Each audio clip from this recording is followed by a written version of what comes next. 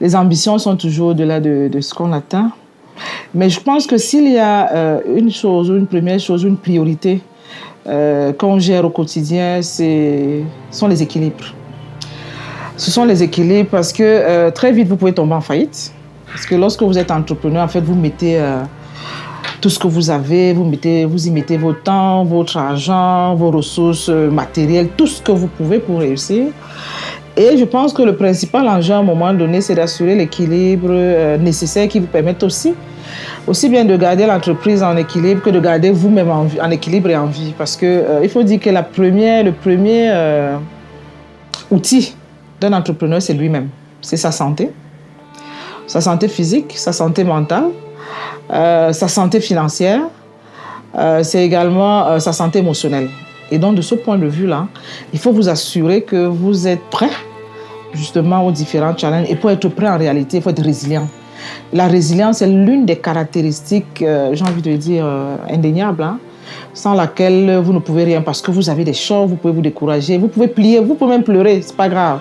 Mais dans tous les cas, il faut pas vous décourager. Donc moi, je pense que cet équilibre-là, aussi bien au niveau de l'entreprise qu'au niveau personnel, est très, très, très important.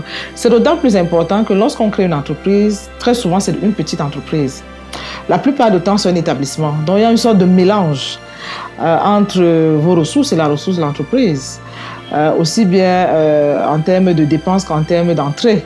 Et donc, si vous ne faites pas attention et si vous ne faites pas véritablement la différence entre les deux, il est très facile d'avoir un gain un matin et puis de tomber en faillite le lendemain. C'est la première chose, équilibre à tout point de vue et surtout équilibre entre l'entreprise et vous-même. Alors, le deuxième enjeu, et on se rend très vite compte, c'est que lorsque vous créez une entreprise, vous ne pouvez pas travailler seul. Alors, la question des ressources humaines est une question critique. Elle est critique non pas seulement au niveau des compétences, parce que vous allez dire, non, oui, il me faut un comptable, il me faut un RH, il me faut... Non, pas seulement. Elle est davantage critique parce que ce sont ces ressources humaines qui vont innover. Parce que seul, vous n'innovez pas. Vous pouvez avoir une idée et puis il faut faire accompagner, il faut partager l'idée, il faut créer l'idée, il faut faire grandir l'idée et puis il faut la transformer. Parce que parfois, vous avez une petite idée, parfois, ce n'est pas vous qui avez l'idée. Parfois, c'est votre collaborateur qui a l'idée et puis qui finit par profiter à l'entreprise. Et donc, la veille autour des idées reste quelque chose de critique. Donc, la qualité des ressources humaines n'est pas simplement liée au diplôme, n'est pas simplement liée à la formation de base, mais c'est également lié à la motivation et j'ai envie de dire à l'enthousiasme. Parce qu'au fond, ce qui fait vivre une entreprise, c'est l'enthousiasme des collaborateurs. Moi, je l'ai vécu surtout à des moments où on tanguait vraiment. Ce sont ces personnes-là qui finissent par porter l'entreprise. Parce que vous allez vous rendre compte que ce n'est pas pendant les périodes d'abondance qu'on innove. C'est parfois et très souvent en période basse. Parce que non seulement on est en crise, on est préoccupé, et c'est à ce moment que vous voyez le génie éclore. Parce que lorsque vous êtes en abondance, j'ai envie de dire que vous rentrez très facilement dans la routine. Si vous ne faites pas attention, si vous n'avez pas un département innovation, ce qui n'est pas toujours le cas lorsque vous créez une petite entreprise, il peut arriver effectivement que vous rentriez dans la routine. Mais lorsque vous êtes vraiment en crise, et comme on le dit souvent ici au cabinet, c'est dans des périodes difficiles en réalité qu'on innove. La Covid, par exemple, a été une période impressionnante. Vous imaginez dans un secteur comme c'était le nôtre, là, nous sommes en cabinet, c'est les regroupements, c'est les formations, mais tout de suite on vous dit, vous ne pouvez plus vous rencontrer, vous ne pouvez plus... En tous les cas, c'est le métier qui est complètement anéanti, mais il faut continuer à vivre, il faut se retransformer, il faut j'ai envie de dire, se réinventer. Donc c'est cette invention-là, cette réinvention permanente qui constitue la deuxième grande valeur. Et quand vous ne pouvez pas le faire seul, même si vous êtes le plus intelligent, prenez le cas de Raoult. Lorsque nous avons suivi la Covid, les épopées de la Covid, il pouvait bien faire la conférence qu'il faisait là parce qu'il avait un laboratoire de 100 médecins qui tournait en permanence. Donc en réalité, ce qui fait la force d'une entreprise sont ses ressources humaines au sens justement de l'innovation. C'est comment se réinventer face à un choc, comment anticiper également, parce qu'il ne faut pas attendre le choc, comment anticiper.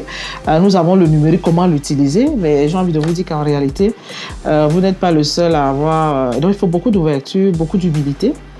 J'ai envie de vous dire que lorsque vous êtes chef d'entreprise, en fait, vous êtes le dernier de la classe. Vous devez être le dernier à vous asseoir. Vous êtes un peu comme l'homme dans le bus. Vous vous baladez dans le bus, ce n'est pas vous qui êtes au volant. Parce qu'au fond, il faut avoir des gens qui pilotent pendant que vous êtes là, vous échangez avec eux et puis vous essayez de capter, quand c'est possible, les innovations qui peuvent faire vivre l'entreprise. Vous avez vu que j'ai évoqué 2 éléments sans parler d'argent. Je vais certainement vous surprendre. L'argent n'est pas le problème en entrepreneuriat. C'est pas ça le problème. Et je vais vous dire que moi, je m'en suis rendu très vite compte, déjà parce que je suis dans le métier. On se rend très vite compte que ce qui fait le métier, c'est l'innovation. Quand vous avez une belle idée, dans tous les cas, l'argent vous suit. Maintenant, il y a une ingénierie aussi qu'il faut mettre autour. Ce n'est pas pour dire que l'argent va vous trouver sur place, mais au moins, vous avez l'outil nécessaire qui vous permet d'être attractif. Parce qu'il faut dire que s'il n'y a pas d'innovation, si vous êtes dans le mimétisme, en réalité, il n'y a pas d'entreprise. Vous êtes un créateur d'entreprise parce qu'il faut faire vraiment une différence entre un entrepreneur et un créateur d'entreprise.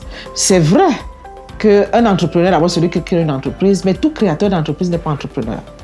D'accord? Vous pouvez créer une entreprise de vente de ce que vous voulez, de vêtements, etc. Vous êtes un créateur d'entreprise, mais vous n'êtes pas forcément un entrepreneur si vous n'avez pas créé quelque chose de nouveau. Au sens schumpeterien du terme, les 5 innovations. Innovation de produits, innovation d'intrants, innovation d'emballage et tout ce que vous voulez. Dans tous les cas, il faut qu'il y ait quelque chose de nouveau. Soit dans le service, soit dans l'emballage, soit dans les intrants, soit dans le produit même qui est nouveau. Et vous voyez avec le numérique comment est-ce que les métiers se renouvellent. Et donc, de ce point de vue, on est en alerte permanente. Et vous n'êtes pas seul. Vous avez des services de veille. Vous avez également tout l'entourage en termes de médias qui vous renseignent sur l'évolution de votre métier. Et la dernière chose que je peux dire, et ça va certainement vous choquer, c'est qu'en entrepreneuriat, en fait, vous verrez 50 ans avant. Parce qu'aujourd'hui, c'est déjà très tard. Ce que vous découvrez aujourd'hui, là, c'est déjà tard. Il faut donc avoir au moins 5 à 10 ans d'avance sur des innovations éventuelles. C'est pour ça que beaucoup de personnes s'intéressent aux analyses stratégiques. Il faut savoir ce qui va se passer, à quoi va ressembler le monde dans 10 ans. En fait, c'est à ce moment que vous saurez que votre entreprise, en 10 ans, sera encore sur le marché. Et de ce point de vue-là, ça demande beaucoup de lecture. Beaucoup d'investissements également au niveau des analyses, beaucoup d'investissements au niveau de l'accès aux données. Les data sont critiques à ce moment-là. Et au-delà d'avoir des data, il faut que ces data puissent vous parler pour être capable de faire des combinaisons qui permettent justement... Et c'est pour cela que lorsque vous êtes en entrepreneuriat, vous êtes obligé de travailler également en joint venture avec d'autres. Moi, je suis par exemple responsable d'un laboratoire, Gouvernance Lab, mais je travaille beaucoup avec un laboratoire économétrique parce qu'on a compris que la prise de décision demande des formules mathématiques. Et donc, l'intuition seule ne suffit pas. Vous allez peut-être faire... Ou le bon sens ne suffit pas. Non, il faut rentrer également dans des analyses plus complexes qui vous permettent de voir venir le danger. Donc, moi, je pense que vous avez la belle occasion de partager ces exigences-là. Mais vous avez surtout l'obligation de la disponibilité et surtout de la compétence pour rester sur le marché.